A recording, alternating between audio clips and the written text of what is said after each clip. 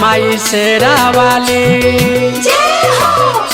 आज देवलोक से बरसत बा फूलों की झरी, झूमना जगाल जयकारा लगाल,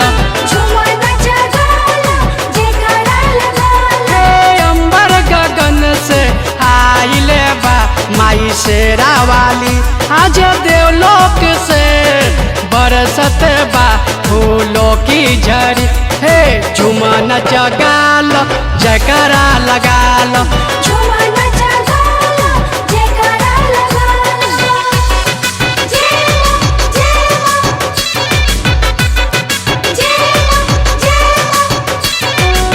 भक्तगण से अनुरोध है कि मेला में ठेला ठेली ना करें और अपने अपने घर के परिवार के संग मेला घूमें। साथ में 2 गज की दूरी अवश्य बनाए रखें।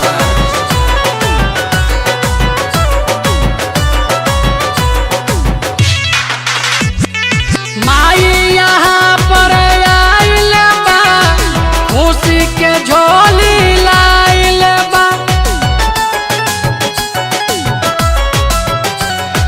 मांग बात मांगला भक्तला झोली लाइल बा,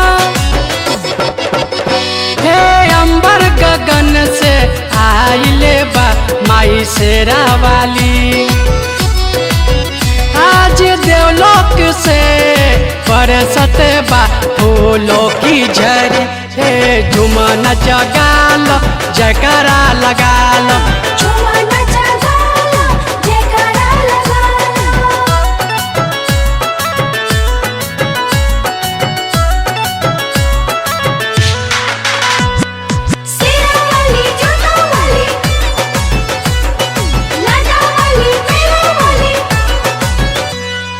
माई के महिमा निराली बा, माई बड़ी दयाली बा,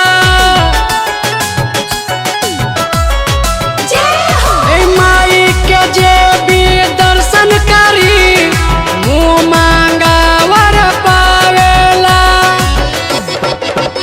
हे अंबर गगन से आइले बा माई शेरा वाली।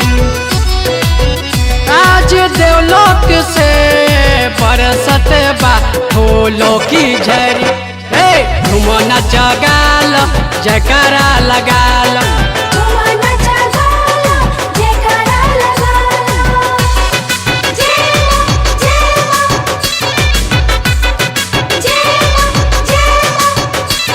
भक्तगण से अनुरोध है कि मेला में ठेला ठेली ना करें और अपने अपने घर के परिवार के संग मेला घूमें। साथ में 2 गज की दूरी अवश्य बनाए रखें।